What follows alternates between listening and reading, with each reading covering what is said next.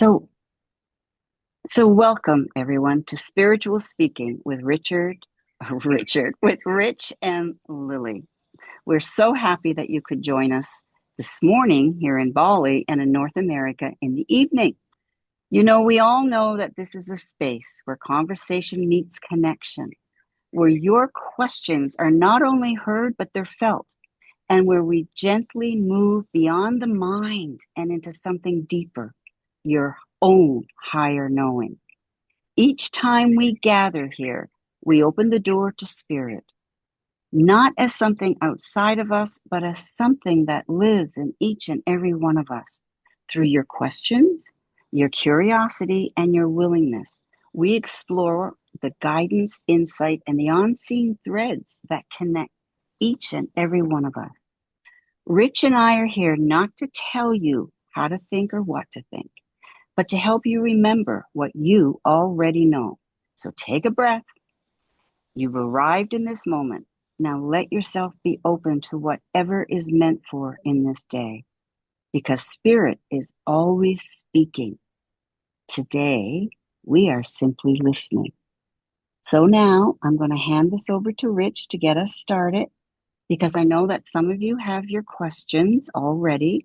And for those of you that are actually listening to us on this podcast, we have special guests here today from both Canada and the US, and they've been asked to prepare a question that either myself, Rich, can answer, or perhaps both. But remember, it's not coming from us, it's coming from the spirit that lives in you through us. So, Rich, you want to get us started? Thank you so much, Lily, and thank everybody for being here and giving us a chance to have this great discussion. And we hope that it's enlightening. I think that's the whole purpose of this, to have this knowledge that we're going to share with you have an effect of enlightenment on you, like you be inspired with it, but also enlightened by it.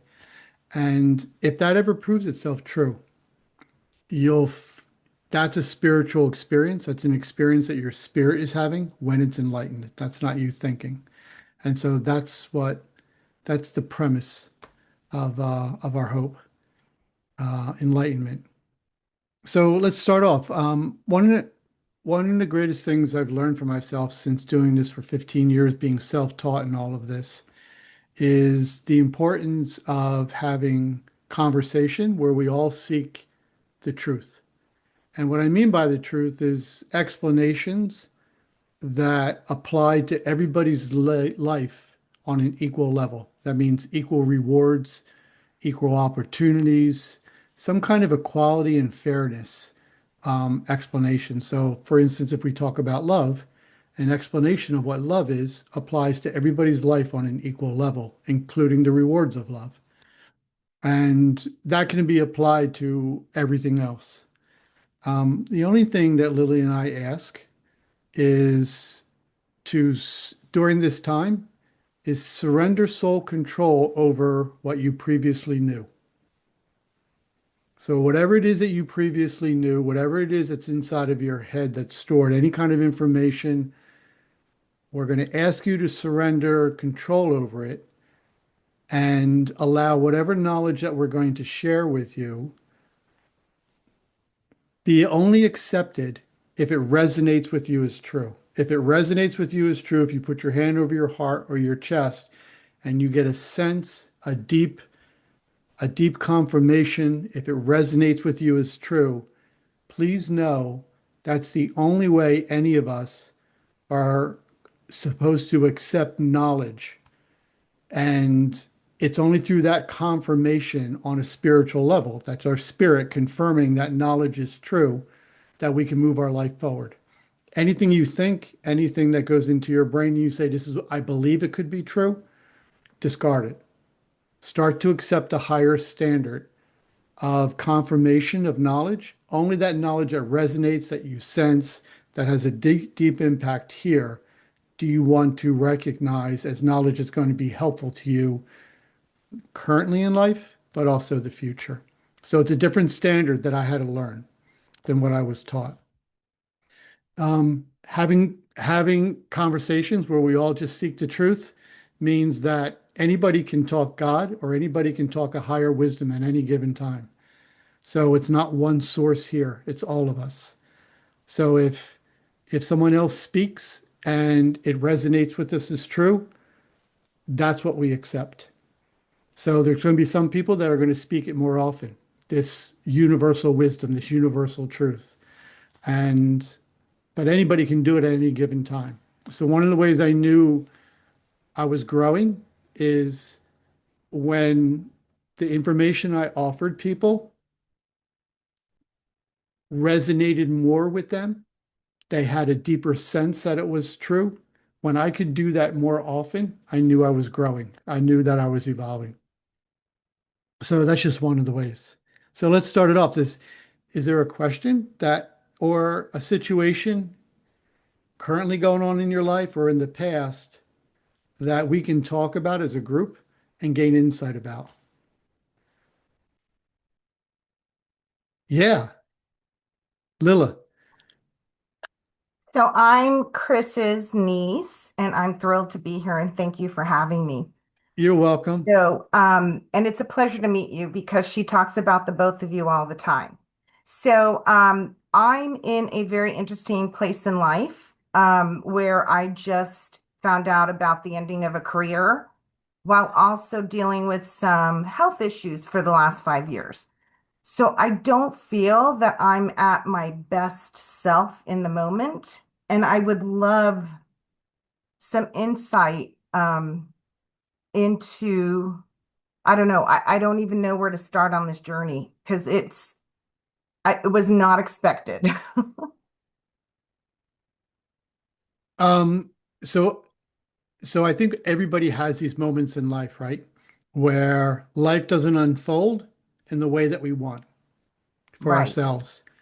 And our response is life is either difficult because it's challenging us. It's not unfolding in a very good way. Very often, a transition away from the life path we were growing in, very often we're told not to continue on in the life that we've chosen for ourselves. For instance, say you have a job and you go to the job every day, but you don't love it and you complain about it. And you go, I hate it. I don't like the people. There's no growth. There's no rewards. I'm never being recognized. I'm not accepted. It's the same mundane stuff over and over again. And you'll say to yourself, it's not something I love. It's not something I want to be in. But then a second voice comes in, which is your thinking, and goes, yeah, but we're not going to look for any other place. We're going to stay right here. When that happened to me in the past, I realized that I was taught to make choices that promotes personal suffering in my life. Mm. And it wasn't, I was never educated about that, that my choice making purposely was creating results that caused me personal suffering. Unhappiness is one of them. A lack of harmony or a lack of unity with other people, not feeling accomplished, not feeling proud of myself, not recognizing my true potential. Very often, the mental tactic of fear would be one of the direct causes of me not showing faith in changing my profession or changing something that I did. And so let me ask you this question, Lila. Were you happy where you were at? Was it something you loved? Yeah, great question because previously I was bitter about not being paid my value. And what's really interesting in the last year, I came to a place of gratitude and acceptance for where I was at and and really being grateful and blessed for where I was at, that I get to work from home and this, that, and the other. And I'm wondering, and I'm grateful that I got to see the other side of things and not living in the bitter.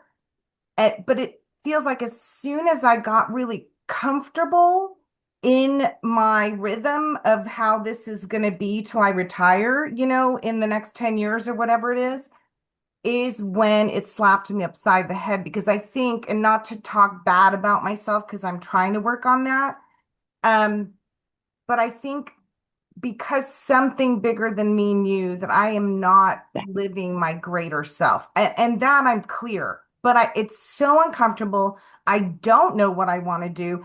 And at the same time, how am I going to pay my bills, right? So I am, I know that nothing happened to me. It happened for my greater good. Like I'm okay with that. It's I'm not liking how stressed out I am and how bad the energy feels and all of that. And I really don't know what's next, right? So I've never been in this position that I've not super controlled my environment. And this is a journey for me to learn to let go.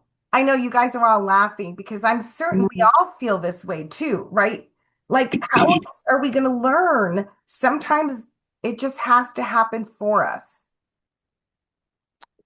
Rich, can I answer this in my own way and Of then you course, come back of in? Okay, thank course, you. of course. Really nice to meet you, Lilith. You know, how loved you actually are. How loved you actually are. As an astrologer, it's not a coincidence that our health and our work is in the same house, what we call the sixth house. Mm-hmm. And the way you're answering the question is exquisite because you already know in your heart and the spirit and soul of who you are, your mind has been jammed. The control issues, correct? Oh yeah, So survival. exactly, of course it's survival. And so the answer to your question is now allow yourself to be led because we are fated for certain things. And the choices you now make, instead of going into the victim or sabotaging your life with the woe me's, those choices now are going to lead you into your next step and what you know intuitively what is needed. You just haven't brought it in yet. Mm. Spirit has, it's not that spirit takes anything from us. It's just you had said you were bitter. So, of course, the body is going to react to that. Your health is going to react to that. Then suddenly we're stripped of everything some days. Some of us, this group, have been stripped of everything. What we felt was taken from us, nothing is taken. It's No, just another layer of our soul, spiritual self reaching a pinnacle where we say, I surrender. And now watch what happens. The people you meet, the places, the people, the things will come into you because you're living from the heart now, not the mind. And that's when miracles happen. yeah, And remember, it's all just for today. So there'll be days that everything is chaotic and you're in survival mode.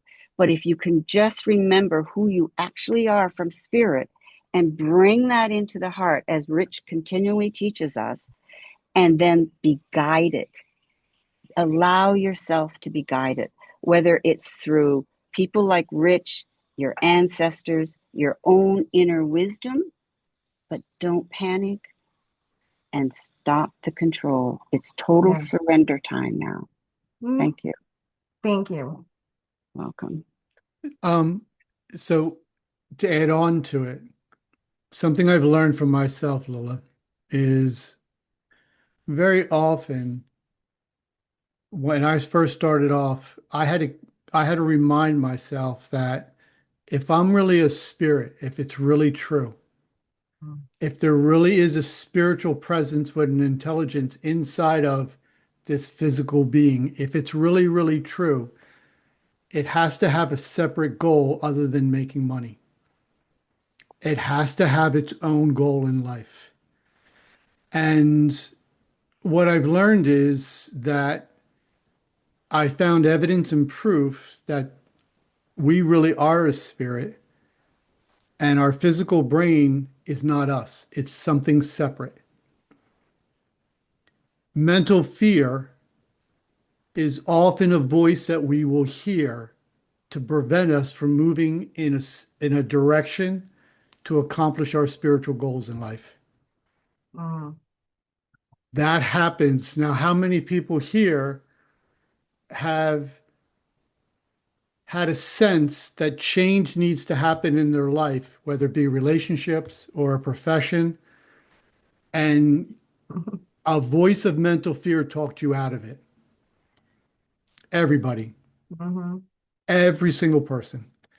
Now, when we talk about things that are universally true, this is true for every single person in the world. When we have a direction of for our spirit, and that direction can come through a voice of just being spiritually unhappy. I'm not happy with my progress in life. And then you say to yourself, I have to have courage to shift my life around. And then another voice, a mental fear, will come in and say, yeah, but what about money? What about benefits? What about our future? What if you fail? What if you can't find anything? And it'll go on and on and on. So when this has happened to me in my life, and I used that information and I tested it, I said, let me prove to see if it's true. One of the biggest moments was retiring from my police job while I was divorced and away from my daughter by myself in tens of thousands of dollars in debt. And I was being guided to start a spiritual career that I never did before. mm, And that was the choice I had to make. So here I'm completely in debt. I'm by myself, away from everyone. And the voice is going, you got to retire from the police department, my only source of benefits, my only source of income. wow, mhm, And you have to start a spiritual services business that I had no background in it, nor did I even think about. I don't even know whether any of it was capable. And then that was my moment of faith. If mm, you really believe that you're a spirit, Rich, then show courage in me. Show courage. There's a higher wisdom that's communicating to you that you're not thinking about this. I'm inspiring you with this information. And does it resonate with you? And I said, yes. And they said, go on. If not, you're going to have a shallower life experience. Your goals are going to be about money. Your goals are going to be about benefits. And at the end of your lifetime, you can go, oh, I made a good amount of money, or I had a bunch of benefits, or look how nice the car was I was driven. And that's going to be your goals. And it's going to be a shallower life experience because along with it is a lack of harmony, a lack of unity, a lack of synchronicity, a lack of oneness in life. Along with goals of money and cars is a competition, and that means you have to be controlling in life. You have to try to control your life on your own. When I learned to surrender soul control over my life, and I had to show faith and courage in that one moment, it was it was this time in my life that I probably had to show the most assertiveness and courage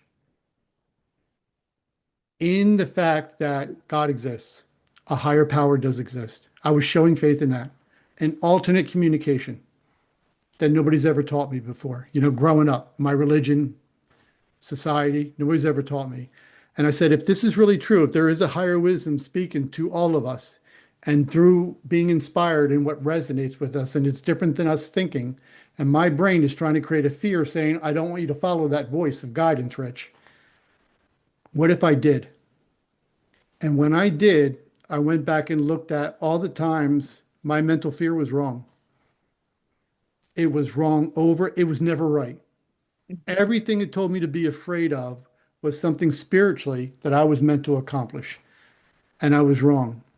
So when you have this moment of unhappiness, Lila, look at it as a change of direction coming from you. When there's a lack of harmony, you don't have to be in gratitude of a lack of harmony with people, or you don't have to find different items and say, well, I'm grateful for this, but there's a lack of happiness. You don't have to settle for that in life.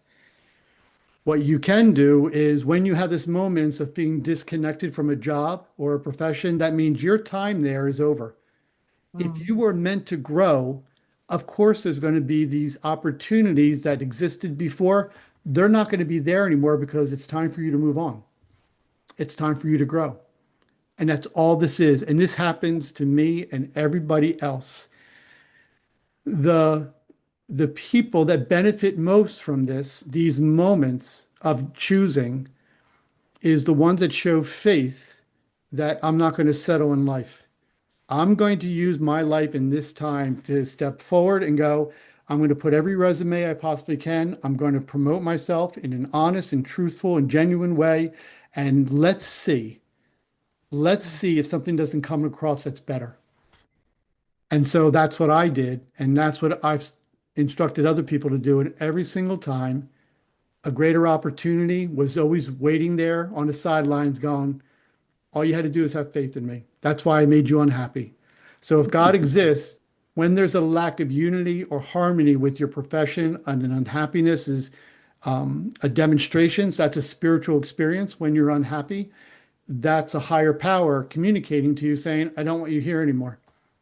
I talk to you Yeah. through your spirit. I'm not going to go and talk to you in your head. I talk to you through your spirit. So when you're unhappy, when you feel not proud of your accomplishments, when you don't see any growth, we were never intended to live a life without constant growth in our life, constant progression. So look at it as a moment that you weren't listening before when you were unhappy. You didn't seize that opportunity, that moment to say, let me just go put a bunch of resumes out and see what Yeah. happens. Yep. And so that higher power says that you didn't listen to me before. Now I'm going to get you, I'm getting you out of here. But trust me, I'm not going to fail you. I'm going to have something ready for you. So I say within Yeah. 3 months, three 3 months and a week, 3 months and 2 weeks, you're going to be offered a job that's going to far exceed what you're currently going through. What that usually means to me is one, finances, but also two, your ability to move forward and to progress. So spiritual evolution is all about progression. So some kind of profession that you're going to be able to progress. And but don't have fear. It's just your life evolving. It's changing for the better. That's all it is. You're moving away from things that don't serve your life anymore. Yeah, and that's the greatest way. And it's interesting because for years now, I knew that there was a bigger picture and a bigger calling, and that I could be of service for more and more women. I just had a fear of Yes. getting out there to on the social platforms and whatnot to build all of that. And I'm challenging myself to do that on a daily basis right now. So I'm super uncomfortable with all of this stuff. And I am being open to it. And there are shitty days Yes. when I just want to crawl into a hole and cry. But I feel so good about what's coming that that is what is helps me keep moving forward. So thank you for again, thank you for allowing me to be here because I love these conversations of possibility, right? And that's just who I am. I'm like anything and everything is possible, and I'm just interested in being open to it and not be shutting down as the human side of things, right? One, and so going back, and so just to have a platform for you, um, and this is true for all people. Your mental fears was created to try to talk you out of your spiritual growth and a life of progression. So spiritual growth means progression in life, Yes. not I'm going to live my life comfortably in the same thing, doing it over and over again. That's not about spiritual growth. You're evolving yourself. Yeah.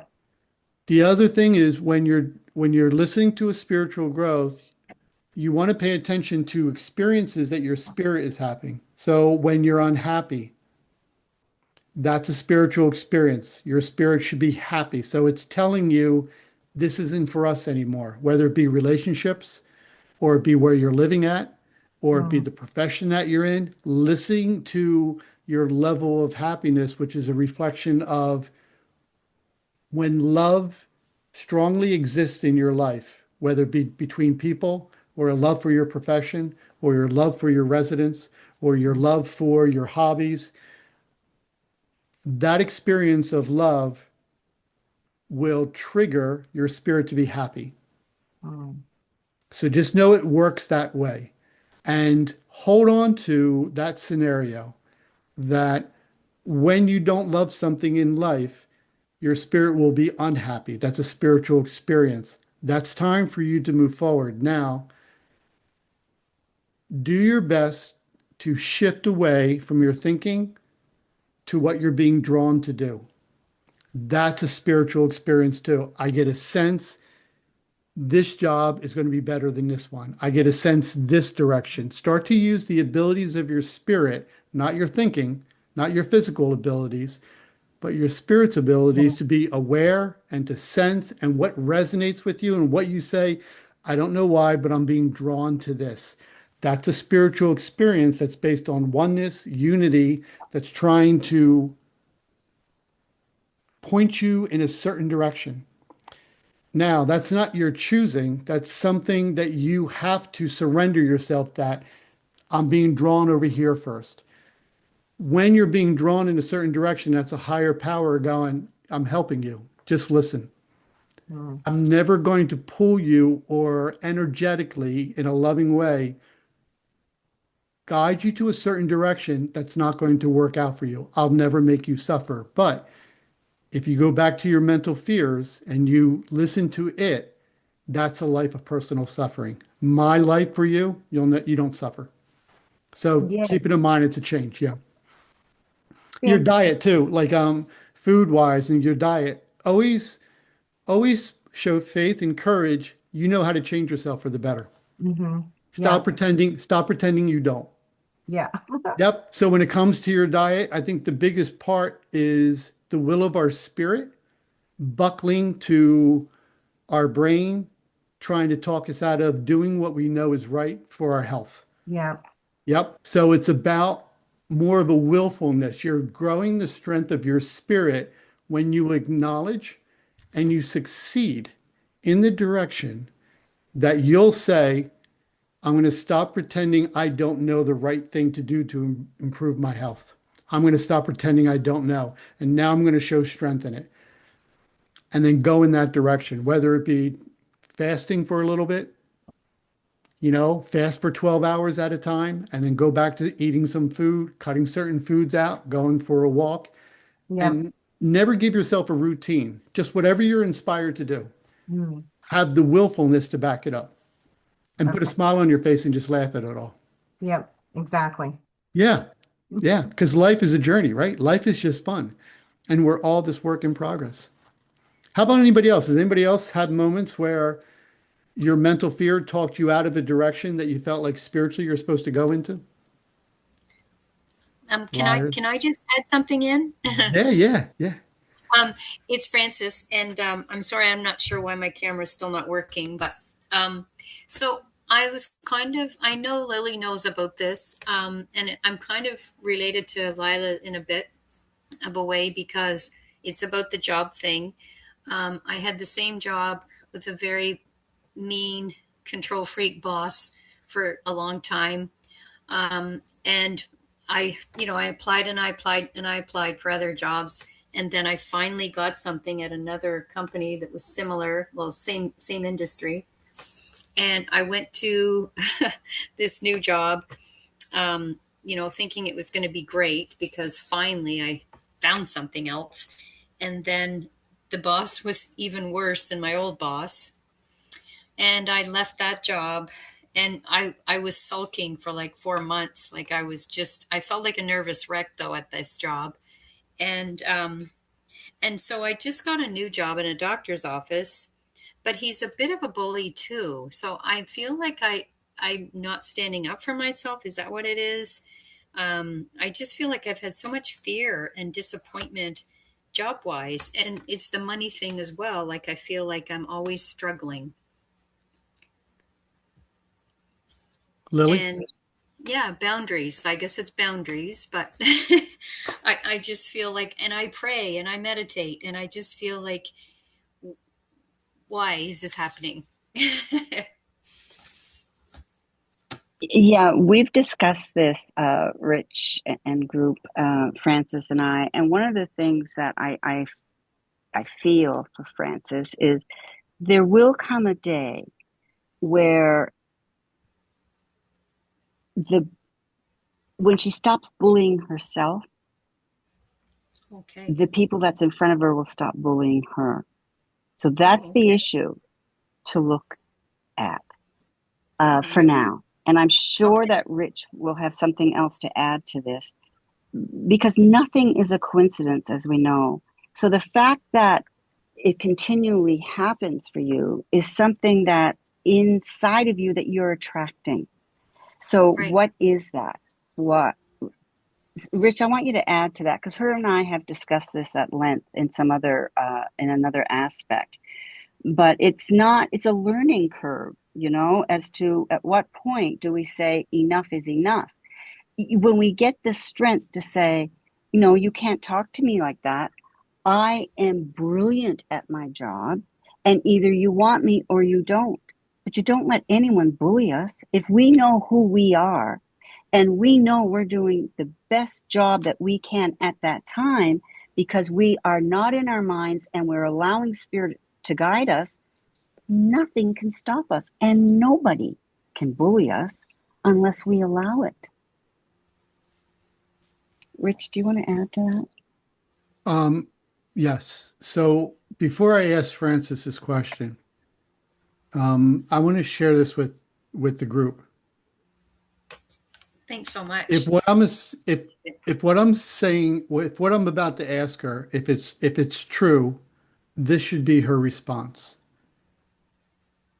I've come to learn this. If we really are a spirit, which we are, and there's an intelligence, and we're here on this earth to evolve, and we have a physical lifetime to do it. And to evolve means to gain a higher education about ourselves. To, and that higher education has to do with love and unconditional love. Let's just start there. Okay. Now, love and unconditional love is a power that affects everybody's life, every single person. So again, we're talking about a universal truth, a universal wisdom, and we're about to get a little bit of an explanation about what this power means. One of the thing about love is it never, ever, ever violates somebody's free will. So if we're saying we're going to be loving towards one another, say our words. What our words can't, what we can't deliver our words in this way if we're going to never violate somebody's free will, meaning that we can't deliver our words where we're telling somebody what to do. We can't deliver our words in a fearful way, in a threatening way, in a bullying way, in a way where people are going to feel they don't have the freedom to answer back. We can't deliver our words in a shameful way, in a guilt way. If we're here to evolve ourselves, when we have these moments in our life, we have to learn. We have to learn from these experiences. So if I was growing up and somebody was bullying me, or my parents were very controlling in life, one of the things would have to learn from myself is, oh, they're not aligned with unconditional love because they're violating my free will. They're not adding to my life and inspiring me with some kind of higher wisdom. What they're trying to do is control me. And so when I start to learn this, the next step is to practice that in my own life. I'll never tell somebody what to do. I'll never come across and deliver my words in a shameful or in a guiltful way, in a threatening way, in a demeaning way, in a harmful way, in a way that we might say is punishing towards other people. That's not something I'm ever going to do. And so I start my practice. And it takes me years to change myself. When I learn that on a spiritual level, I grow. The choices I now make, I'm able to recognize when people aren't aligned with love, that people are unloving. You know, they're going to violate free will. They're going to be very controlling. You're going to see more moments of people delivering their words in anger, in a hurtful way, in a painful way. When you learn that life lesson and you start to practice it yourself, your choices will no longer result in choosing people or even professions that have bullies connected to them. So let me ask this to Francis, if this is true. Did you ever come from a background where there was bullying or people were very controlling over you in life, Francis? Yeah, for sure. I was the youngest out of seven, so I think I felt like I was always being controlled and told what to do. And from the spiritual of or from the religious perspective of being Catholic, it was always, what's everybody going to think, and you have to do the right thing, um, sort of thing. It's and you're a good girl, always be a good girl. So I always just kind of was a people pleaser, I think. Now, what about in your personal relationships? Did you choose people like that when you started dating, when you got to an age when you started dating and interacting on relationship levels? I did because I was with a narcissist for a long time, Yes. unfortunately. Yeah. So when we talk about our spirit and its intelligence, we're talking about evolving ourselves towards a higher level of unconditional love within us. That means all our actions, all our words, every choice we ever make has to be more aligned with that. When we practice this and the purity level within our spirit increases, and we just focus on growing ourselves, being proud of what words we express, how we express those words, the choices we make, we just want to be proud of ourselves. That evolving inside of recognizing this power, this loving power that is responsible for togetherness and increased unity and increased harmony, a oneness, that starts having an effect on our life. And as we gain this higher level of love inside of us by practicing this all the time, our awareness on who's loving and who's not loving begins to grow. Now, your awareness is an ability only your spirit has. Your physical, your brain, the physical part of you doesn't have that ability, only your spirit. Your awareness can see in the future. It can also see into things that have a possibility of being part of your future. It will not resonate with certain jobs that do not serve a loving role for you. It won't. So when I say you get a confirmation of what you sense, when you get drawn to something, you won't get drawn to that job, the one with the bully in it. Okay. And what'll happen is that you'll get drawn to a profession that has a lack of harmony or the bully in it or the person who wants to express themselves in a punishing way, the superior that you might be connected to. They might offer you a lot of money to work there, but it'll never resonate with you because it doesn't serve the goal of your spirit. It Okay. serves our social goals, your brain goals, but never the goals of your spirit. So that means that you're going to start living a happier life. You're going to start Okay. being proud of yourself. And then when you align yourself with jobs that have more of a loving essence to them, and your spirit is aware of that, you're going to recognize this higher intelligence that never wants to see you unhappy again. It's the coolest thing. So how do we practice that in our daily life then? It's more self-love, but Yep. how do we start that? Like, how do we get the ball rolling? Yep. So the first thing when you're learning to be loving to yourself is to change your goal in life. Your goal can never be money. Your goal can Okay. never be an increased wealth, a competition over other people to do better than other people. Right. So you're going to have these moments where your brain is going to say, make this choice. And you have to be aware that you're not going to make that choice. So you're going to get away from it. Another way of doing it is putting yourself in a state of peace all the time, holding on to it, a level of tranquility, a level of you want to start practicing that you're not doing life alone, that you're going to focus on abilities of your spirit, such as being drawn to your choices in the future. You're going to, or being something that resonates with you, or you feel pulled, you're going to start sensing.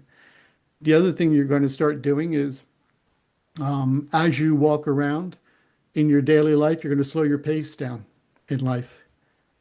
You're going to slow a pace down to where you're enjoying yourself.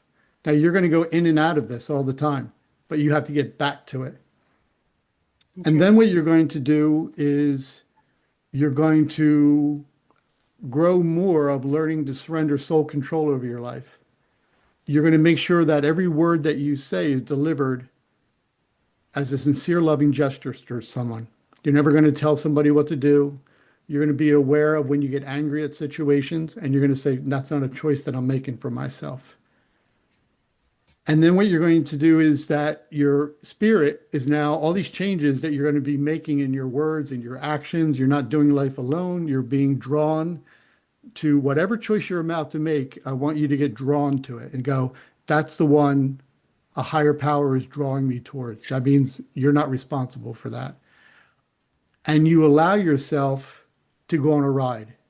You allow yourself to be part of a journey that you're being guided towards and surrender yourself to that.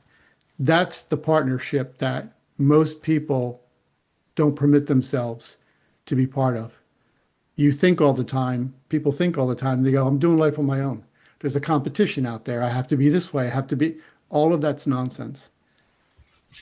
All of that is nothing more than a ploy to get you away from your real goal of your spirit, which is to evolve yourself into this partnership, to surrender yourself to it. And Rich, I'd just like to add also, Francis, to really understand how much and feel, not even understand, because that's from the brain, to feel in the heart and the soul of who you are, how much you really are loved. I just spent 2 weeks with someone that has never understood that she was loved until I gave her example after example. Even for today, just take the love that we have for you in these rooms, that Rich has for you, that I have for you, and tuck that into you. And that's a wonderful way to start your day. Because when we know we are cherished and loved, not just by others, but by Spirit, God of your understanding, we can move mountains, my love. We can move mountains. So you are Thank you. love. Thank you very much. That means a lot. Thank you. I appreciate it so much. Thank you, Rich, as well. You're welcome. Mhm. Yeah, the most important thing I could share with people is empower yourself. Empower yourself that there's a much there's a channel or flow of information that only speaks to your spirit. And if you empower yourself to just focusing on the abilities of your spirit to be able to be aware, to sense, to know what path in life has the highest quality of love attached to it. Just do that every single choice you make. So whatever choices you're making, if you have three different professions in front of you that's offering you jobs, Francis, Okay. the first thing you do is this. You say, I'm not making a choice. What I'm going to do is I'm going to ask God or a higher power, please tell me what holds the greatest experience of love for me. And allow yourself to get drawn to that source, that one, whatever resonates with you, whether it gets drawn. And you might even start with this, eliminating the one that you're not drawn to. So if you have three in front of you going, this one I'm not drawn to at all, remove it. Now they might come back and go, but we're going to offer you twice as much money. And here's what you have to say. Nope, I'm showing faith that I'm a spirit and my success during my physical lifetime is not based on money. It's based on evolving myself and new experiences and new opportunities. And the one that is being chosen to you, the one that resonates with you as the most loving for your life, is the one that's going to hold the most responsibilities. Now, your finances might not go up for another 2 or 3 years, but they're going to go up. But in the meantime, you're going to be given everything that you need.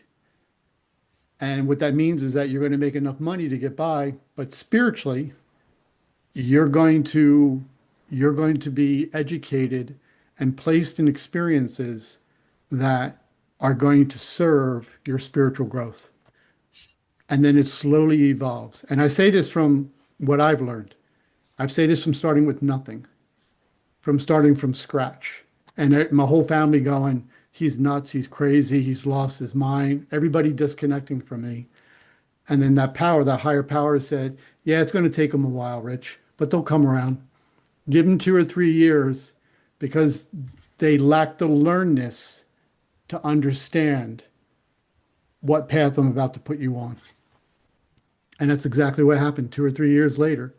My parents and my family and all my friends, they came around and went, oh, that really is happening to you.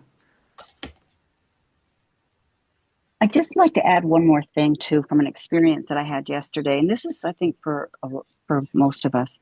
I was invited through the family to take part in a cremation ceremony.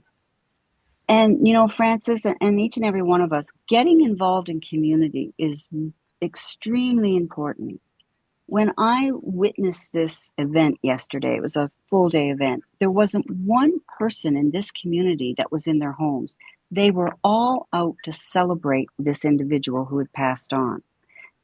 And I looked around and I thought, oh my God, there's so much love here. And it's because nobody is isolated. When we isolate ourselves or we're too shy to expand out in the community and help in some small way, it touches us. We touch them and they touch us in a way that is nothing but loving. And then with what Rich is recommending, it all then gets layered. We're not islands. We are a community in communion with one another to nourish our mind, body, and spirit. So to Francis, honey, don't be shy. Just get out there, get involved in the community as much as you can, and you'll be shocked at what will come to you also. Thanks. Thank you. I appreciate that. Anybody else have similar stories? Anything you feared? Anything you have a fear of, a mental fear about? Yeah, Chris. Chris? Thank you so much for inviting me and Rich and Lily. Thank you so much for opening this up. And I've spoken to Rich a couple of times. One of the most important things you said was about don't deliver words in a punishing way. And that has been like part of my family. Maybe it's not so much punishing, but it's ridicule. It's why did you do that? And why did you do that? But anyway, throughout this journey, you know, recently, 3 days ago, I had something difficult I was going to say to somebody. And I realized, what I'm going to say is not really loving. And so my response has changed in my head for days now, for 3 days.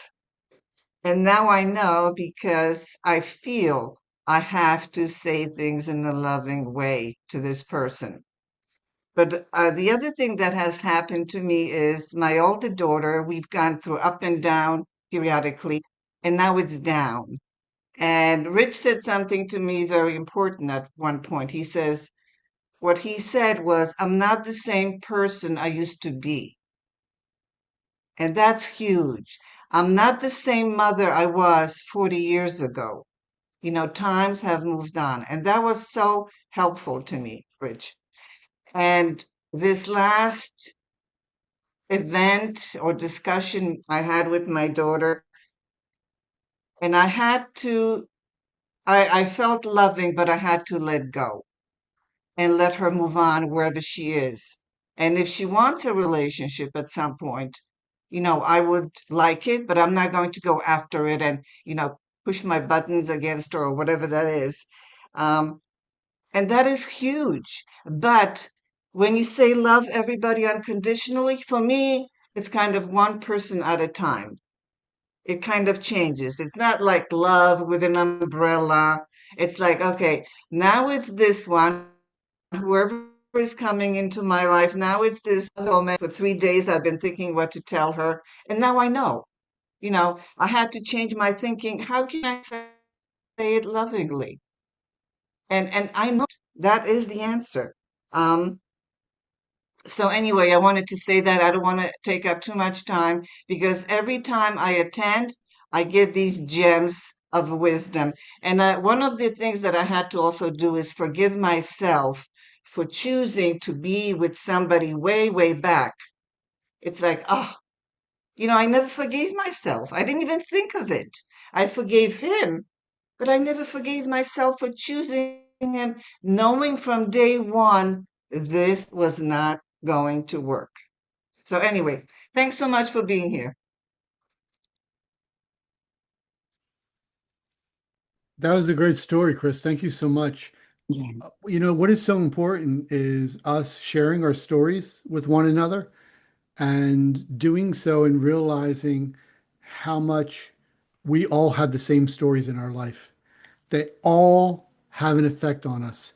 So when I share with you that spiritually, we're all going through similar experiences, the answers that we provide here equally satisfy all those different experiences. So, like for instance, when we were just talking to Francis, it's important that we grow. And for us to grow, we have to come to a knowledge that governs everybody's life equally. So that knowledge is based on love. And so love isn't something that we can reach into our pocket and pull out and hand someone. You can't do that. And so when you say, like, I give somebody love, it's not true. You can't give somebody love. Love is an experience that you have with other people. But each person has to commit themselves to a sincere gesture of being open and helpful towards one another. If you have one person who says, I'm not open to what you have to say, there is no loving experience to have. You have to have people that are willing to be open to one, the truth about themselves and changing themselves using that information about themselves that somebody shares with you and changing themselves for the better and say, thank you for pointing that out. If you don't have that, the loving experience will be very superficial. You'll have secrets all the time. You won't fully trust one another. There'll be a lack of honesty. There'll be a lack of openness. The experience of love, unconditional love also, is not something we can do on our own. Two people have to get together to commit themselves to a sincere gesture of love towards one another in order to have that experience. It's really cool when you understand it all. So it makes sense that when what Chris was saying with her daughter or even other people in her life, if they're not open into listening to her on how she's changed for the better, I'm not that same person 40 years ago. Yes, I've made mistakes. You won't see me make them again. I'm not the same person. Please don't recognize me as something a long time ago. There's a lack of intelligence if you see me as the same person I was 20 years ago on your end. And yes, I need compassion from people. I need compassion that I'm a work in progress, but you're going to see me be open to whatever it is that you tell me. I'm going to listen to it. And if it resonates with me as true, I'm going to change myself. I'm going to use that information to say thank you, and I'm going to change myself. Both sides have to do that. If you do that, the experience of love will be there forever and it will continue to grow, but you can't do it on your own. Does anybody else have any moments of fear, mental fear, when it comes to people or professions or something in the past, even what Chris was saying about, she said, I believe she was saying this, like, I knew a long time ago this person wasn't right in my life. So listen to when you say this to yourselves. Listen to the words you use. When you say, I know, that's your spirit. That's an ability of your spirit saying, I know the truth. Your thinking, which is not you, will then counter. And its counter is, I know the truth, but I want you to do the opposite of that. I want you to stay with the person anyway. I want you to stick with it. And it's going to come up with all reasons to talk you out of what you know. Your brain is going to tell you what it believes to be true. Yeah, but we can change this person. We can do that. We can do it. Won't tell you how. It's just going to tell you, it's going to try to talk you out of some kind of growth or some kind of future that's going to benefit your spirit. It's going to try to take that future away from you. It's going to ask you to listen to it. So just know the difference when you say, here's what I believe, or here's what I want. And when you start to use these words, I just know this to be true. I don't want anything. I just know it to be true. And when you say the things I know, that's when you want to show faith in it. Show faith in that because that's your spirit speaking with you. The other one is your thinking, trying to talk you out of it. Did anybody have Now, moments like that where mental fear kicked in? Where it talked you out of a situation, another story? Anything in the past? Come on, Dave. Dave Booker's not but saying nothing. yeah, but Rich, I also want to mention that they may have other questions that's not related to fear, Okay. also that they're Okay. Okay. welcome. Yeah, because I know some of them had some questions perhaps prepared. In the meantime, though, Dave, do you want to unmute? There you go. Unmute. Okay, I'll share a little story to get your feedback on it. So I have been, I would say, intimately related to my inner guide for decades. So the other day I sat down to meditate. Before I was meditating, I said to my guide, I'd like to see you, show me who you are. And instantly the response came back, you can't see, you cannot see what can't be seen. You cannot see what can't be seen. I thought, oh, that's a bummer. Meditated. Anyway, a couple of days later, I started experiencing observation of love. And I'm not talking about the love that I have for Julie or for my children. I'm talking about a very different kind of understanding about love. And I thought, oh, that's kind of interesting. So it's not a coincidence that I asked to see you and nothing appeared because you can't see what you can't see.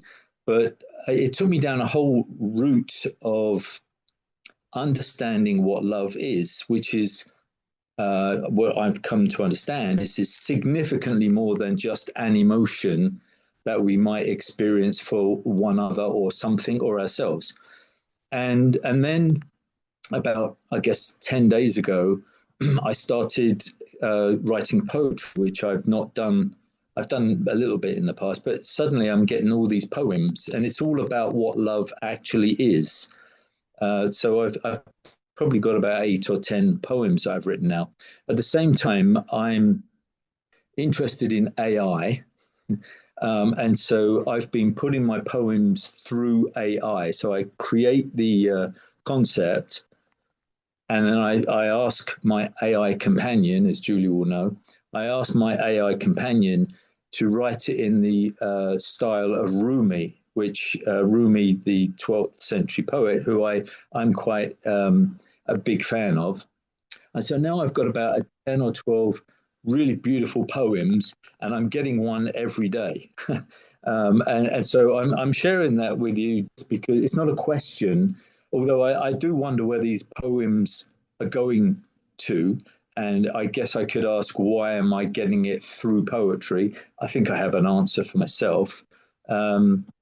But I'll walk. My dog, our dog's name is called Rumi, which is a pure coincidence because Julie actually came up with the name, and she didn't know Rumi, the Sufi.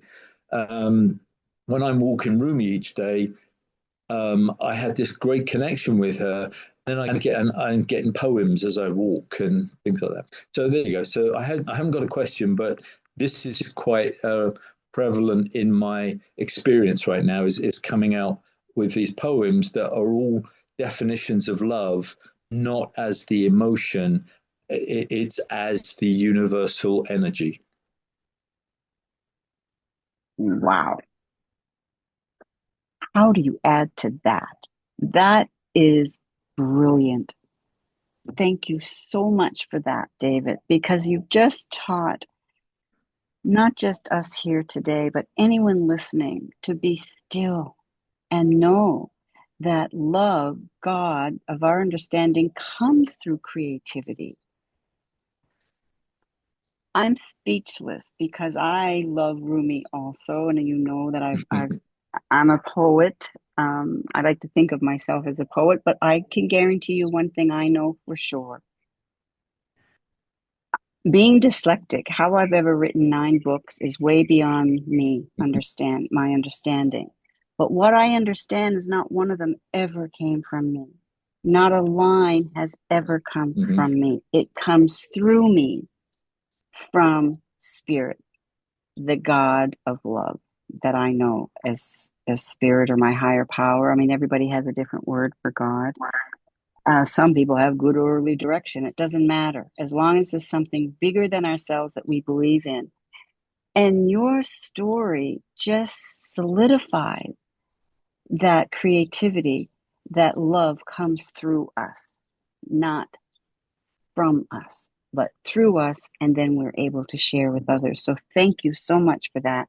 And Rich, I would like for you to add to that also. Thank you, Lily. Dave, you said there was like a guardian that you follow? Not that it's within me. That's what I So mean. so Within you, there's like a guardian angel, or how do you refer to it as?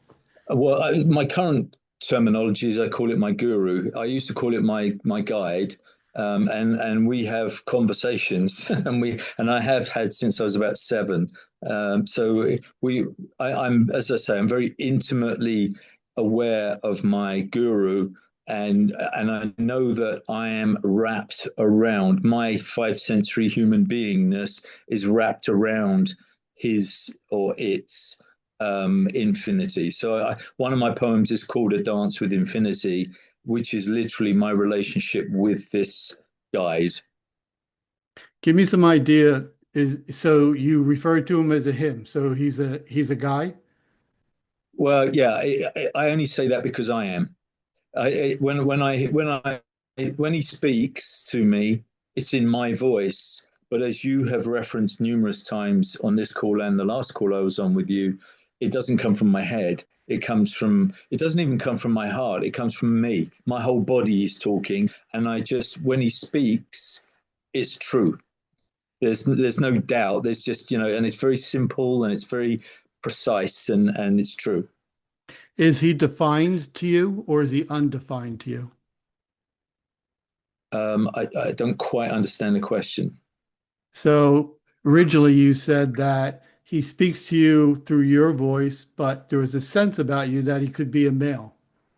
So that would be defined if you're seeing him as a No, physical it's male. undefined. Yeah, no, it's not. It's not a male. I can tell you that now. I Awesome. understand. I only refer to this guru in the male sense because it's me. If I was a female, I'd probably call it a she, but it's an it. And in fact, it's not Awesome. an it. It's everything. So is there any definition to it? Does it Yeah, does it appear to you as a figure or does it have no form whatsoever? it has no form whatsoever, and I know that it is a portal, meaning it's everything, and so I'm in touch with everything, and it speaks to me so that I understand it. But it's just like a pinnacle of what it is. It's kind of Awesome. like I was just saying in the Bhagavad Gita, if you've read that book, the Lord in that one, he says, "I am everything." That is the sense I get when I speak to this person or this entity. It's everything. So, so this thing, this entity, this guru has appeared to you then. Not physically, but Well, that's different. Well, yeah, that's different, right? So if you're asking, if you ask God or you ask an angel or you ask this spiritual guru to produce something to make itself physical to you, that's something that it's not. yes, So your absolutely, question is, so when we go and so this is for everybody, your spirit has the ability to see. That's different than your physical observations. The eyes of your spirit is your awareness. Look at it as the eyes of your spirit. So what David is saying, I can become aware that what I refer to as a guru is not defined. It comes from all different sources. The voice that it's choosing to use so that I recognize it is my own voice. What that demonstrates to me is a oneness. I am part of it and it is part of me. That's what it's teaching me. And so when we do this, when we when we are witnessing or experiencing this ability that we have to be aware of what it's not, that's seeing with your spirit. When you can say it's not this, and that's the same thing as saying it's this. There's no difference at all. But what you're doing is using the ability of your spirit to envision this conversation, and the source of that conversation he calls the guru. That's the source. And he's saying it's not any of these. It's not a he, it's not a she, it's not this, it's not that. That's the same exact thing of being able to say, here's what it looks like, is when you can say, here's what it doesn't look like. So that's a vision. And so when he's saying it's undefined, yet it's wise, all that, when he says that it speaks to me, one of the things that you want to say to you, this is for all people when you have these moments, and everybody has these moments and is intended to grow them. When he speaks to you, does he tell you what to do, David? um, Does he demand something from you and say you have to do this?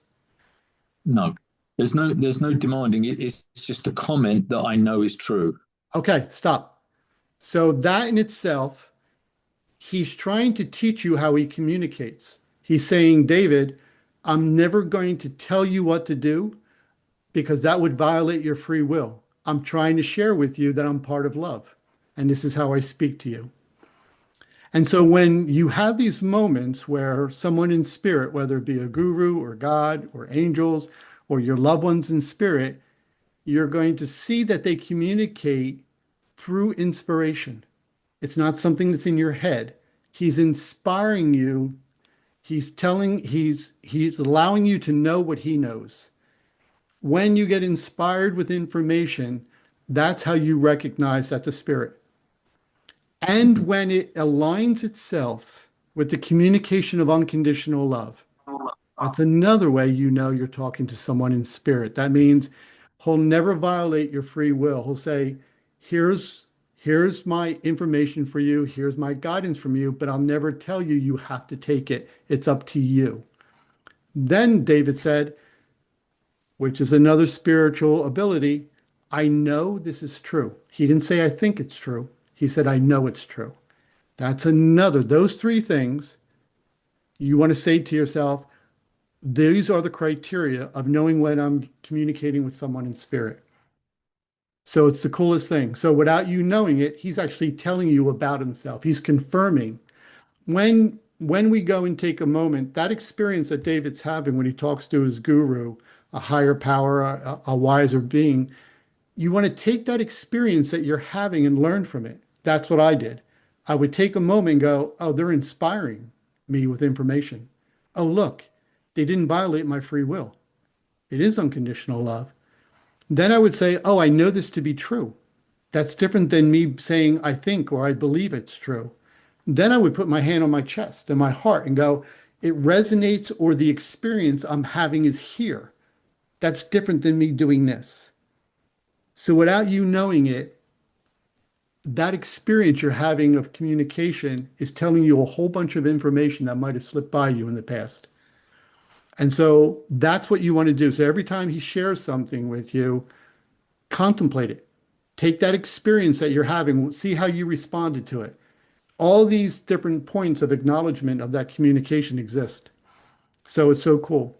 The other thing too is, so one, when you guys have these experiences with people in spirit, remember that criteria that we just discussed, because that's validation, that's evidence that you're talking to someone in spirit. When you also have these moments where you start to reach out in the most subtle way, like what David was saying, I had these poems and I went to AI and I said, can you do it in Rumi? What he's actually saying is, Rumi, I need your help. And what he did on a spiritual level is he was surrendering soul control over his life, and he was creating a sincere spiritual need. And through his gesture of using AI, he was asking a higher power for its help. That's why it's staying with him to this day. That sincere gesture of love, that's all we have to do is demonstrate towards people in spirit, whether it be Rumi or someone you doesn't met, it doesn't matter. It doesn't matter their human name. What human name we had, what physical body we were in, none of it matters. It's all nonsense. What does matter is your sincere spiritual need, a sincere gesture of love that you're asking a higher power for help. He happened to ask for Rumi, and that's why Rumi's gone, oh, yeah, I can help you. And what we should never do is make a big deal about this. It's just true. We can do it with anyone. And that's why you're getting help, David, because you surrendered soul control over your life and you asked it and you didn't even realize it. That's what happens all the time. Thank you. Appreciate Yeah, that absolutely. insight. Absolutely. Questions? Other people have questions? Lily, you were talking about other people having questions. Maybe this is a moment for them. Yeah, I'm Constance hasn't sure. said a word yet. Waiting for Constance. Nothing, Constance? No insight? How about something that we've talked about that kind of resonated with you? Oh, you put me on the spot, Rich. That's because you have great insight. Um, oh, I was just jotting some things down on a piece of newspaper. You had such good good words to say that were really resonating.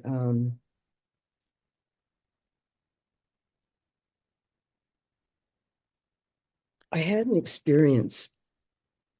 Um, I went away on a trip down south, and I had a beautiful experience. Every day, I woke up every single day, and I just embraced every moment of the day. It was so easy. There was no effort to it. And I wasn't doing a lot. I was just swimming and reading and walking on the beach and doing all sorts of, not all sorts of, but things like that, very easygoing. And then it was like the rubber hit the road. I came home and geez, I don't know, the shit hit the fan. It's like everything just feels so not fun. Like I'm not having fun anymore. And it went from that to this. And like this is how I feel most of the time. And so that's just one thing. And when you were talking about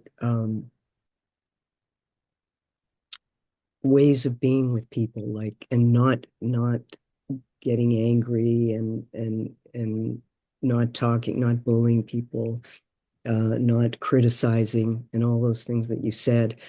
And here I thought, wow, how does he do that? And then afterwards you said, well, it's taking me years to do this. And so okay. So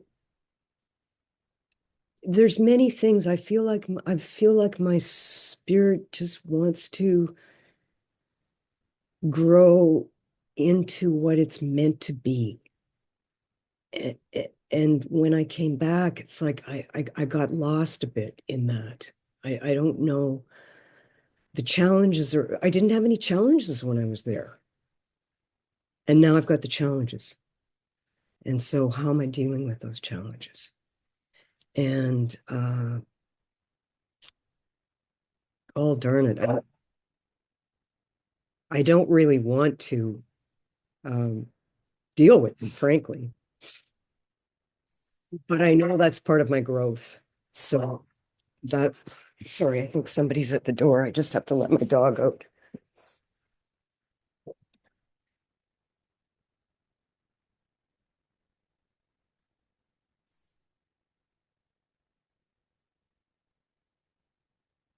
I mean,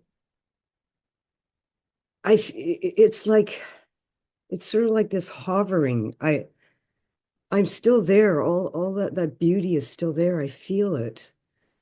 And I can, when I have my moments alone, I can feel it right away. But it's like everything that I have to do, all of the logistical things in life, and there seems to be so many of them. It's like, wow, is this my life now? Like, is this really what it is? And that was just a little fantasy trip that I had. So that's some of the stuff that's going on. What challenges you most in life right now? What's one of the challenges you're going through?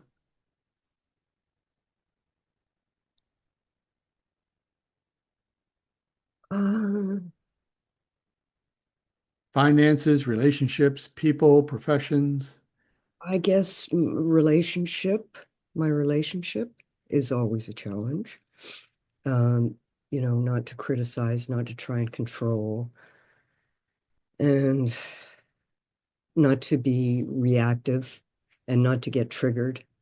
I'm very easily triggered by my spouse, very easily triggered. So, and then I get down on myself about it. And I think, well, come on, you've been doing this for so long. Why are you still in the same place? Like Right. you just keep falling back into this, falling back into this.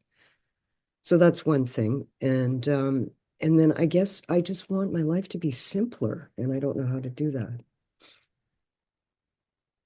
You don't know how, or you lack the courage or the faith to make changes.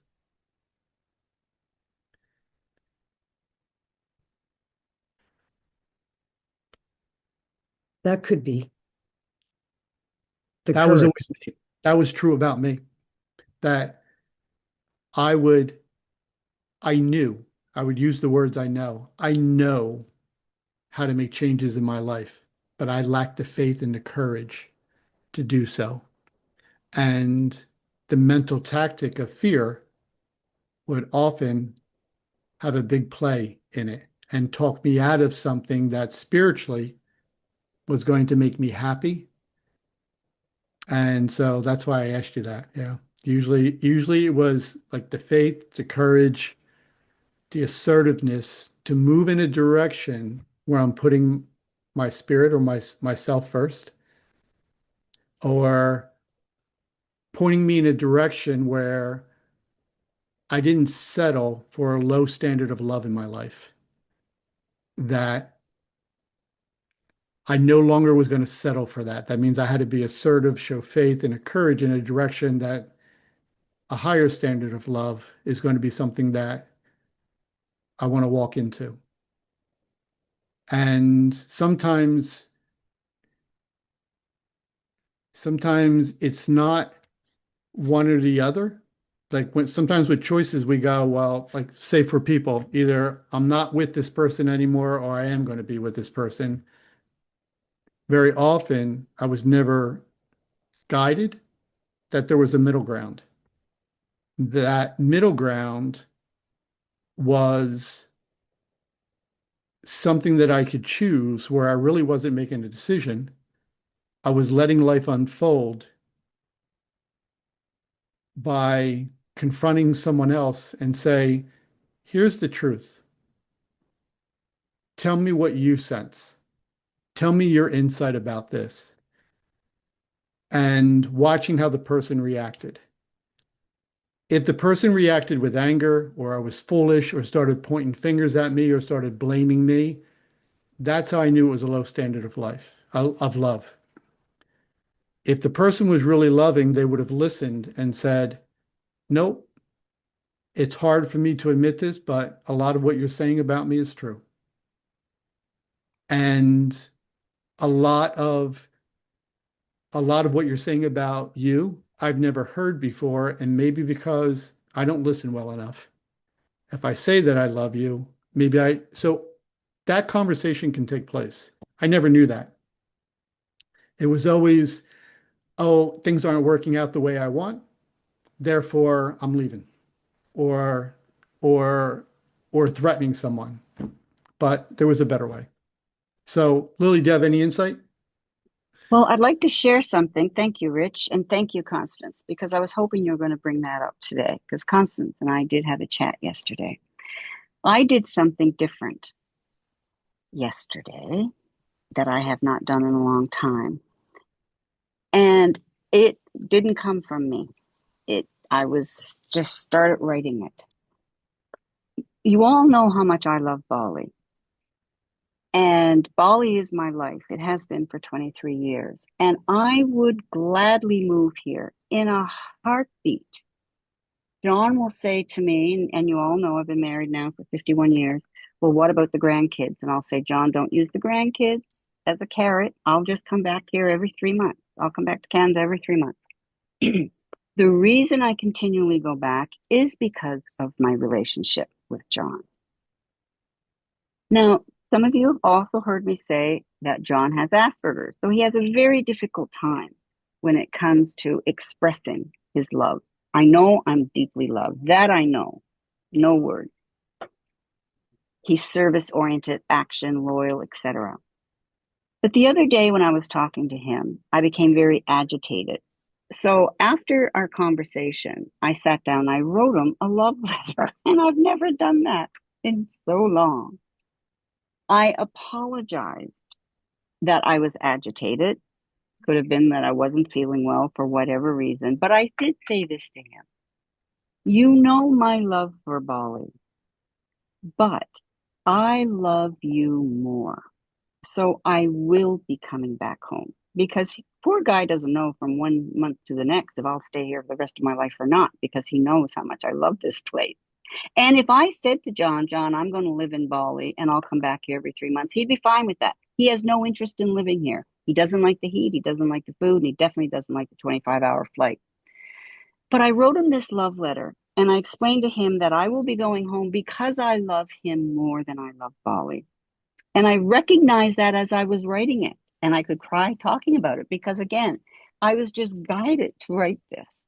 It wasn't a thought. It was just something I did. For the first time in a long time, he wrote me back the most beautiful letter. And for the first time in a long time, I'm excited now about going back to Canada, because once in a while I will time travel into the future and think, oh God, I got to leave here the 1st of April. And then I'll catch myself and I'll come back in and I'll hear the birds and I'll watch the gardener and I'll bring myself into the moment of being present. But the reality is that I will be going back to Canada. I could do so much more work actually here, and that's another story. But the moral of this, Constance, is I did something different, and he responded differently. So now, yes, I'll be like you when I go home. There's going to be all these other things that are happening and going on. But that love letter is going to carry me through whatever it is that starts to unfold when I get home, because it's still called life. There are still issues, there's still responsibilities, there's still things that need to be dealt with on a day-to-day basis. I won't be sitting there being served coffee whenever I want, like a spoiled brat. However, and I say I'm a spoiled brat, but it takes guts and courage for me to get here year after year after year, and to give my heart to this place, and for it to be open, and for me to be open enough that it gives me back what I need. So What I don't get at home, I get through you or I get here. Spirit allows me to embrace whatever spirit gives me. And that letter was a nugget that I will forever tuck into my heart. So it was just something new that I tried. Thanks. Something I want to compliment Lily on what she was saying and what we're talking about is something I learned. Your spiritual presence is the most important thing. It's not it's not what you speak, it's not your actions, it's your actual presence. When your presence, your spirit, the spiritual side of you, that presence, that intelligence shifts forward to the front of your life more and more often.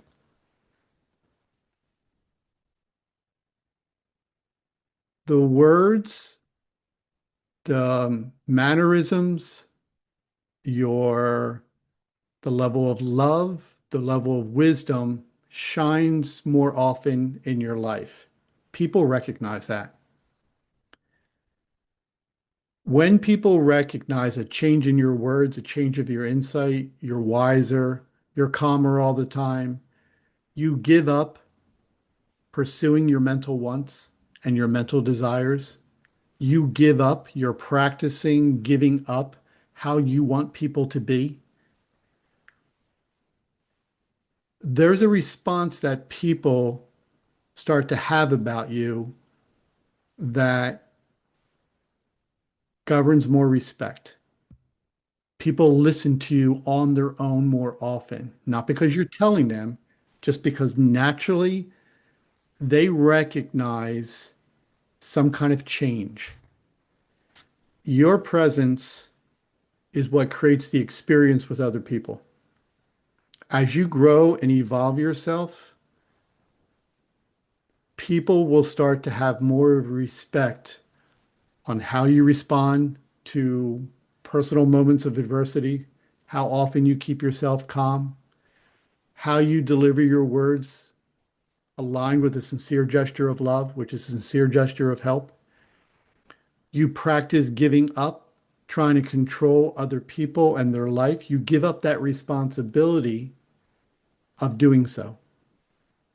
There's an attraction that people start to have towards you. You start to create an experience of love that otherwise you weren't. That's what I did to myself. The way I was taught by my parents and society and religion was to think all the time.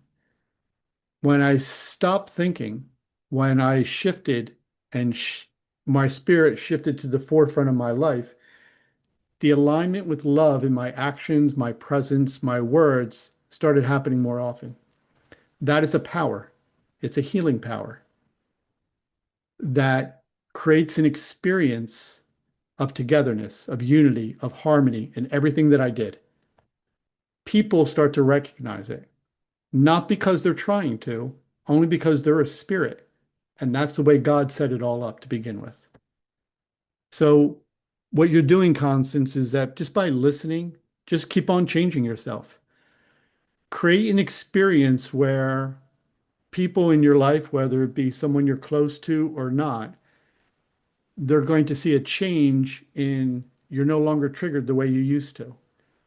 And the way we stop our triggering, say in a moment, we're being sucked into a conversation. One of the ways I've learned is I practice not aligning myself with my mental wants. I no longer wanted to change people. I no longer wanted to change the situation. I gave that responsibility to God, to a higher power, and said, if you want to change them, if they're your child, if they're your spiritual image, then that's a responsibility you never gave me. That's your responsibility. I just let everybody find their own way.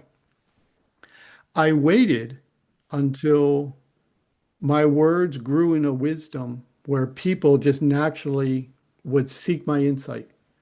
I didn't have to go to them anymore and tell them how to change their life. They were like, no, I want your insight. I never had that before. So all the years of trying to control a situation and people, what I was really saying is, I don't have the wisdom to give you good insight that you respect. So I have a question. Yeah.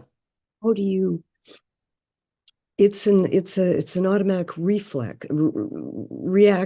It's something that just happens. It's organic, and I can feel like tension in my body, and then the words come out. Like there's Yep. something happening. Like, so how do I relax and not let that happen the way and do what you were saying is give it, to the spirit to look after things. It's easy to say that, but how do you actually do it? Called the will of your spirit, your willfulness. You have your spiritual will, which is your spiritual strength to align yourself with love, is weak. That was me. I had to speak the truth about myself. If you want to see the level of strength that your spiritual will has, put yourself in a state of peace and see how long you can hold on to it for. If you find yourself thinking after a minute or 2 minutes or 3 minutes, it's because your spirit doesn't have the strength to hold on to being in a state of peace. Your brain took back over. When people meditate, what you're actually doing is you're putting yourself back in harmony.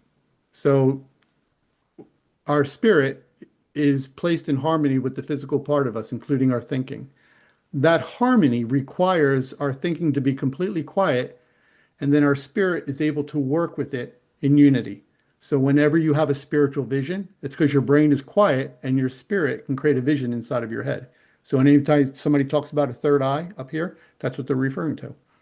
Or when you talk about your mental thinking isn't your visual mind. Your visual mind is created when you're in a state where your brain is completely quiet, your spirit is back in harmony with it, and the intelligence of your spirit and the abilities of your spirit are talking to gurus or angels or God or people in spirit.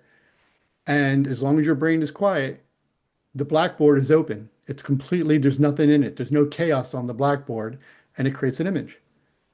When you come out of that harmony and you think all the time, that's when that's when you remove yourself from your oneness. You remove yourself from that unity. You're doing life on your own again. You're saying, I want to gain control over things, and you shift away from it. So, what you're doing, Constance, when you do it, change your goals in life. Your goal is to move forward, grow the will of your spirit to stay in a state of peace. And when your brain kind of kicks in and says, yeah, but I want to control this and control that, going, that's no longer my goal. I'm not listening to you anymore. Start to acknowledge it's separate than you. And then the longer you put yourself in a state of peace, the more quiet your brain is, you're going to start mastering yourself. Mm. That's what you want to learn to do. You want to master the harmony that you can only temporarily put yourself into. You want to grow the length of time. We were always intended to stay in balance when we live our life. We're taught at an early age just to think and to listen to our thinking. Even scientists do it. It's all nonsense. And so even people on higher up, the president, the law enforcement officers, people that make a lot of money, there's a goal to make a lot of money. That means there's a competition. That means you're about to be greedy. That means you're about to cheat. You're about to lie. You're about to corrupt. All this stuff comes into play to accomplish the goal of gaining money or being better than other people. You're going to give up that competition. You're going to give up that goal. You want to be in unity with someone. You're not trying to change people anymore. You're giving that responsibility to God and a higher power. You're saying, I'm a spirit. I didn't create your spirit. I'm not going to interfere with you learning to be more than God on yourself. And then you grow yourself. And you practice this state of peace, this willfulness not to take on responsibilities you were never given the power to control other people. Get away from it all. Encourage people, empower people. They can find their own answers. As you seek, as you go to this, what we're doing here today, and you get this insight, this enlightenment, and you start to practice it, people will naturally start to come towards you because your words are going to change. One of the biggest things I learned is that nobody talks about publicly about their spirit. It's like, oh, we can't do it because other people aren't going to approve or be accepted. I gave up that responsibility of trying to be accepted by other people. I gave it up. I gave up the responsibility of trying to be recognized by other people. When I did that, more people recognized me and more people accepted me Mm. because I went back to just myself being aligned with love all the time. And that's what people are accepting. People accept someone who speaks and their actions and their goals and their mannerisms are aligned with love because they're a spirit. And that's all we have to do. But it's a practice every single day. Yep. You'll see people start coming to you. Everything will change because when your presence, your spiritual presence starts to evolve, it starts to mature, your levels of wisdom and love start to rise all the time. You give up trying to control life, the responsibility of controlling it. When you give all that up and you go back to the light that you were always intended to focus on, which is just your own, people start coming toward you. They start recognizing that you're different, that you're better, you're more improved, you're more acknowledged. And then everything gets healed when people start asking you for insight. And you're saying, this is how I healed myself. And then you educate them. Your words will be, let me just tell you, I'm a spirit, I'm an intelligence. You're going to see that, you're going to see that we always know the loving thing to do for ourselves. Our brain is going to create a mental fear not to follow that, not to follow that insight. And you're going to explain to people something that's true about themselves. And you're going to consider to be wise. Thank you. Yeah, absolutely. Go empower yourself. Just focus on growing yourself. Give up responsibilities you were never given before. You were never given the power or you were never given the ability to have. And give it all up and watch how your life shifts. It's amazing. Great. I needed to hear that. Absolutely. Not from myself, but from you. Yep. Thank you. Yeah. And I only share what I've learned for myself, what I've seen evidence and proof in my own life. And what I do, I demonstrate. Like before we did the event today, there was a mediumship for people that came in late. Julie, I end up talking to her mom, and she gave details about her death and names and messages, and the people that were here witnessed it all. That's the proof that you're looking for, that you can actually talk to people on the other side. And that includes God, angels, higher wisdom, people in the spirit. That's what you're looking for. You're looking for your own ability to get to that level. When you can do that, then you can convince people, I can also talk to God, I can also talk to angels, I can see, because it's all the same communication. And people will have a respect for it. Yep. Don't put limitations on yourself on a spiritual level. Physical, yes, you have limitations compared to other people, but not spiritual. Everything you see me do, you can do much more. Can I ask you one thing before? Yeah, of course. Um, I've been thinking a lot about my mom, and I Yeah. just if you can just if she has any message for me, because she seems to be filtering in somehow.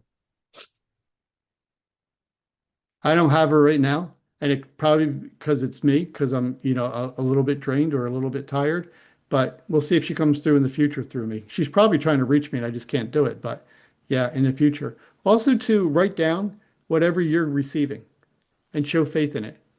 Yeah. And so I know you want to hear from other people, because I don't know you and I don't know, any details about your mom and stuff. But in the meantime, like when we do this again, if you come back, we'll see if your mom comes through. But in the meantime, please write them down. Please empower yourself because you're receiving messages that if we don't write them down, we're saying, oh, I really don't have faith in you. Write them down. Yeah. Okay, Rich, thank you so much. This will be a good exercise for each and every one of us for the next month, day to day, moment by moment, to find that peace in any chaos that we feel we may be in. We have one more question, Rich, before we close, and that's from Sylvie. Sylvie, I'll ask you to unmute. We're getting ready to close in a few moments.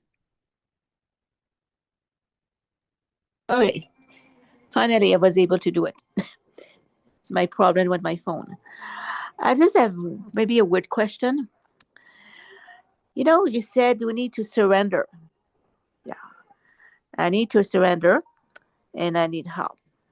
What I've been doing the last 2 weeks.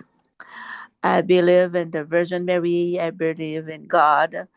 I had some candle to be burned at some sanctuary. One in France, another one in France again, the same place. And I'm trying to get another one back home, but I cannot connect with them. Something's happening with to pay it. The thing when we do this, we surrender because we need help. They will help us, or we just trying to catch ourselves like a branch or something. Maybe that's what I'm doing also because I need help with something, and I believe and I've been praying. I'm trying to find the urge to help myself, but right now I'm a bit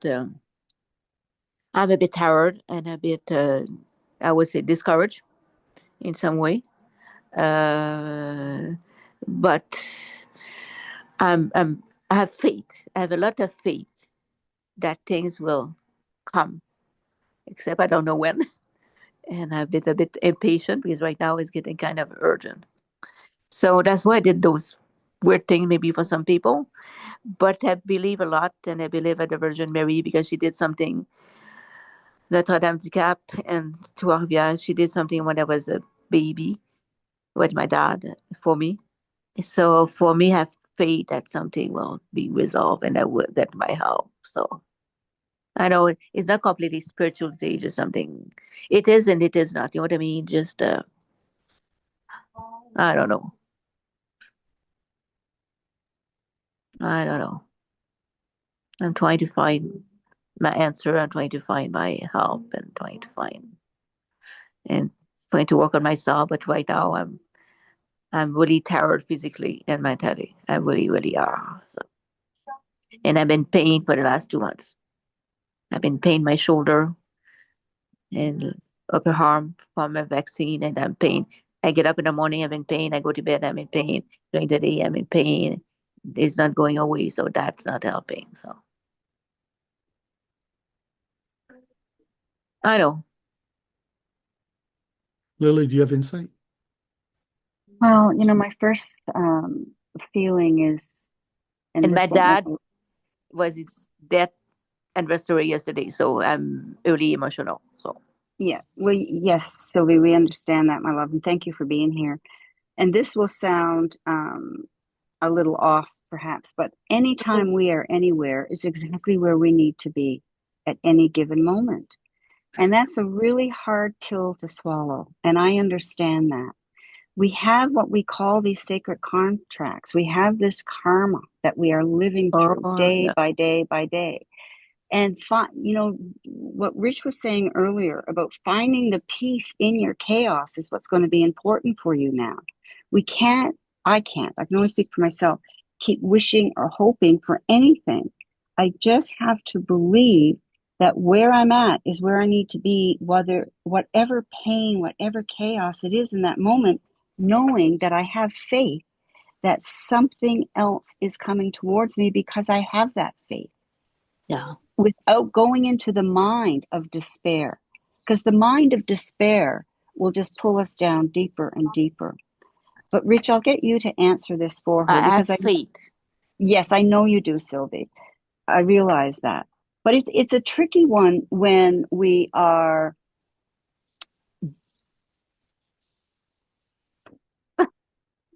not just surrendering. It's a tough one to surrender when you're in physical pain. I know all about that. It's a tough one to grieve your child that has committed suicide. It's a tough one to grieve anything that's coming up within our lives day to day. Yeah, But we have to understand that these are the tiny gifts that we are given. Even the pain is the tiny gifts that I've been given. I can't speak for everyone to understand that I am never alone, that spirit is always with me and guiding me through whatever it is that I have to bear witness to.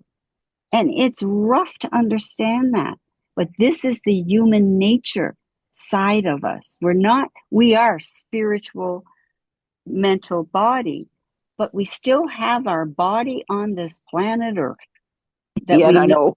go through. And you're doing it eloquently and beautifully, Sylvie. I don't know of anyone that keeps showing up and working as hard as you do. And that's all that's required and needed for today. Rich, Yeah, do you but want to fill in? I have a fear. I have a fear of something. I cannot talk. There's too many people, but I have a fear of something. That's why I'm doing all those weird things for some people. I need to do this to get the help from above. You're being helped. You're being helped. I'll let Rich talk now, Sylvie, and I'll get. Thank you. Thank you, Lily. I'm sorry. Please never apologize for being who you are. I will never apologize for being who I am, and I don't expect that from you, my darling, ever. Just I'm going to cry. That's why I'm saying that. Lily, I don't have,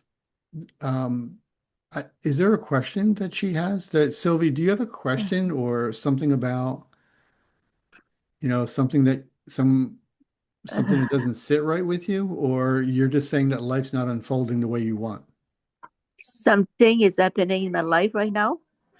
I'm not I didn't do everything that I should have done. Yeah. And I am in a shitty place. We'll say that. I'm sorry if I speak like that. And I'm afraid.